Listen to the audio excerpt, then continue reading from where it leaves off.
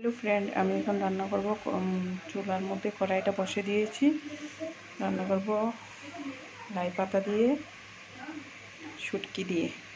তার জন্য লাগবে শীতল বাসমতি শীতল নিয়ে নিয়েছি আমি। যার যে শীতল প্রিয় তারা নিয়ে নেবেন ওটাই। রসুন, পেঁয়াজ কুচি করে নিয়েছি। দুইটা মরিচ নিয়ে নিয়েছি। কড়াইতে তেল দিয়ে দিলাম। কড়াইটা গরম হয়ে গেছে। সামান্য পরিমাণ তেল দিয়ে দিলাম। আমি লাই পাতাটা আগে সিদ্ধ করে নিয়েছি, তারপর মিক্সচার গ্রাইন্ডারে দিয়ে গ্রাইন্ডার করে নিয়েছি।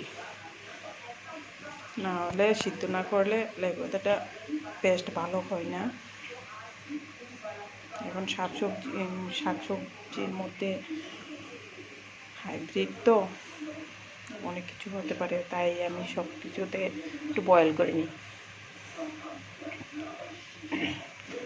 তেলটা গরম হয়ে যাক।